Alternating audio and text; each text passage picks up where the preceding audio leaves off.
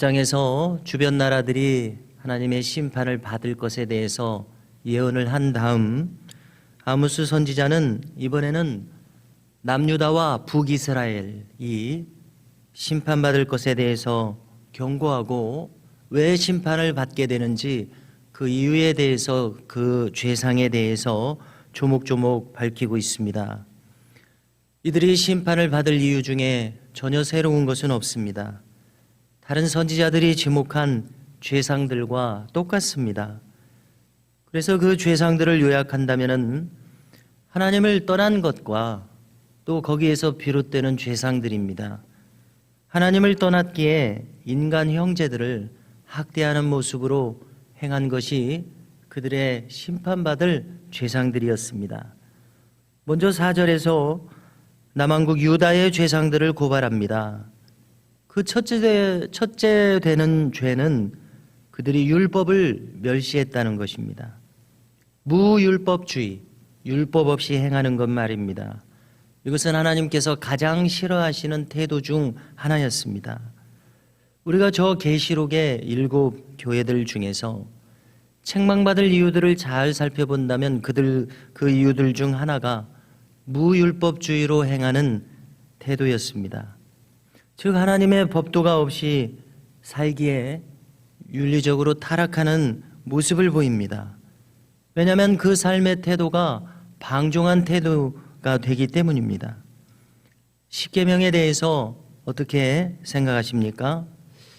어떤 목사님이 십계명에 대해서 이렇게 설교하는 것을 듣고 참 인상 깊었습니다. 십계명에 대해서 이야기하기를 이것은 인간들이 지키기에 모두 불가능한 계명들이다, 이렇게 말하는 것을 들으면서 어떤 생각이 들었는가 하면은 이것은 인간의 나약함과 죄성을 전적으로 인정하는 그러한 태도에서 나온 말이리라, 이러한 생각이 들었습니다. 그렇습니다. 하나님의 계명이기에 우리가 지키기에 힘쓰지만은, 그러나 우리가 또 연약한 인간이기에 또 범할 수밖에 없는 그런 나약함이 있음을 인정할 수밖에 없다, 이런 생각을 해봅니다. 그러기에 우리 모두에게 십자가의 죄 씻음이 필요하다, 이렇게 또 생각합니다. 그러기에 날마다 우리가 회개의 심령으로 살아야 마땅하구나, 이러한 생각까지 이르게 됩니다. 그러나 분명히 기억할 한 가지가 있습니다. 그것은 방종하는 마음, 무율법주의에 의해서 이러한 범죄에 이르는 것과 이 말씀의 계명을 지키려고 애쓰다가 인간의 나약함으로 인하여 범하는 이 태도는 천지 차이일 것입니다. 성경에서도 짐짓, 죄를 짓는 고의적 범죄, 고범죄에 대해서 말하지 않습니까? 고범죄와 지키려고 애쓰다가 짓는 죄가 어떻게 그 마음 자세가 같다고 할 수가 있겠습니까? 여기 분명한 태도의 차이가 있습니다. 즉 하나님을 경외하는 마음의 여부가 마음이 다른 이러한 차이가 있습니다.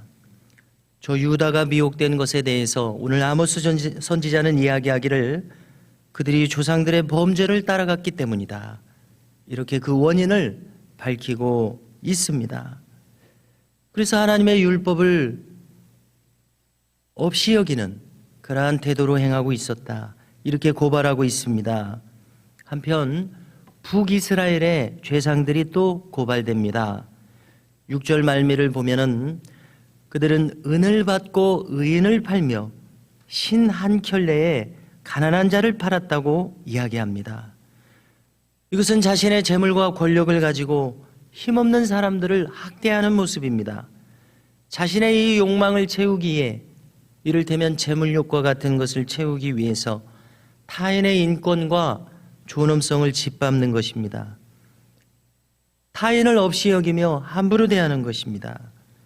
이것이 바로 이 북이스라엘이 멸망하게 될, 심판받게 될 중대한 이유라고 밝히고 있는 것을 우리 모두가 주목하지 않을 수 없습니다.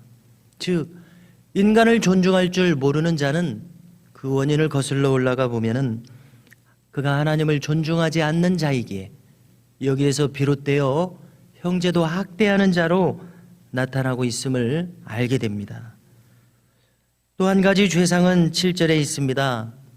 입에 담기 어려운 성적 타락상을 거론하고 있습니다. 이는 하나님의 거룩하신 이름이 더럽혀지는 일이라고 말씀하고 있습니다. 이어지는 또 다른 구체적인 죄상이 있습니다. 그것은 가난한 자를 착취하는 죄였습니다.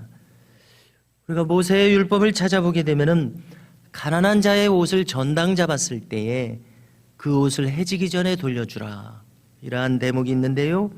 그 이유는 왜냐하면 가난한 자는 그 옷을 저녁에 잘 때 춥기에 그것을 이불로도 사용한다는 것입니다. 그처럼 궁핍하기에 그 옷을 어서 돌려주라, 해지기 전에 돌려주라, 이렇게 가난한 자를 배려하는 것을 중요시하고 있습니다. 그래서 이것이 심각한 것은 가난한 자의 옷을 빼앗고 제단 옆에서 그것을 깔고 누워 있다. 이것이 심각한 것은 종교적 의식을 행하면서 동시에 타인을 학대하는 모습이기 때문에 그렇다는 것을 알 수가 있습니다. 지금 거론된 이상의 죄목들이 북왕국 이스라엘이 마침내 심판받을 죄상들이라고 오늘 아모스 선지자는 고발하고 있습니다. 이것을 다시 한번 요약해 보십시오.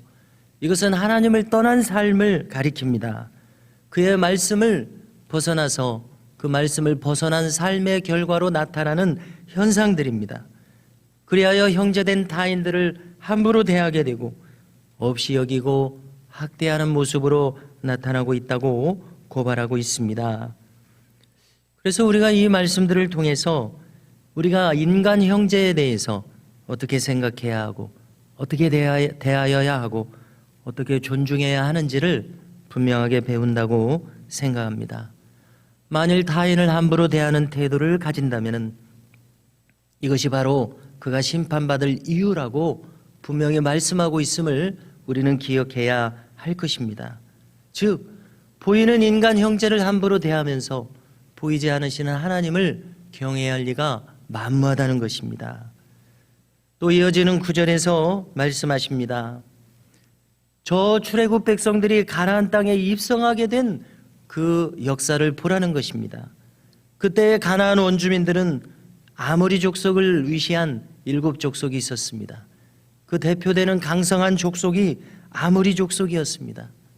성경은 왜 출애굽 백성들이 이 땅을 차지하게 되는가? 그것은 아모리 족속의 죄악이 관영했기 때문임을 밝히고 있습니다. 우리는 성경의 흐름에서 노아의 홍수 심판을 알고 있습니다. 소돔과 고모라의 유황불 심판을 알고 있습니다. 그리고 출애굽 백성이 가나안에 입성한 것은 아모리 족속에 대한 심판의 일환으로 출애굽 백성들을 입성시킨 것임을 우리가 읽게 됩니다. 그렇지만은 이제 이 역사가 지나서 심판의 도구였었던 이스라엘 백성들이 이제는 심판의 대상으로 추락했음을 말씀하고 있습니다. 그리고 이들이 하나님을 떠나서 이처럼 수백 년을 살아왔기에 그들의 죄된 태도가 한층 더 심각해져 있었다고 고발하고 있습니다. 즉, 그들은 하나님의 종들마저 핍박하는 모습으로 나타나고 있습니다. 하나님의 선지자들을 이 백성들 가운데 일으키지 않았느냐, 내 말이 옳지 않느냐라고 말씀하시면서 그대들은 이 선지자들이 예언하지 못하도록 입을 막았다고 말씀하고 있습니다. 또 너희들 가운데 나시린을 일으키지 않았느냐? 나시린은 어떤 사람들입니까? 그들은 지파가 제사장 지파가 아니요 또 레위인도 아니었습니다. 그러나 저 하나님의 성전에서 내가 하나님을 전적으로 섬기리라 하는 이 소망을 가지고 자신을 헌신하여 하나님께 드린 사람들, 레위인은 아니지만 성전에서 하나님을 섬기리라, 특별하게 나를 하나님께 바치리라, 이러한 사람들이 나시린 아닙니까? 그들은 독주를 멀리하며 경건하게 구별되는 삶을 추구했습니다. 그런데 이스라엘 백성들은 어떻게 했습니까? 이렇게 경건하게 행하는 자들에게 억지로 포도주를 먹게 해 그들로 하여금 타락하도록 만들었다는 것입니다. 이것은 무엇을 말합니까? 이미 선을 넘은 그들이기에 하나님 앞에서도 하나님의 사람들 앞에서도 방자하게 행하는 모습을 가졌었다는 것입니다. 이제 하나님께서는 이들을 심판하시기를, 아무리 그들이 자신들의 이 부여받은 능력을 가지고 아무리 활력 있게 행하고자 하여도 하나님의 손이 이제 그들을 누를 것이기에 그들의 행함은 둔하여지고 하고자 하는 대로 전혀 힘을 쓸 수 없게 될 것이다, 이렇게 경고하고 있습니다. 우리는 사사기에서 비슷한 장면을 떠올릴 수 있습니다.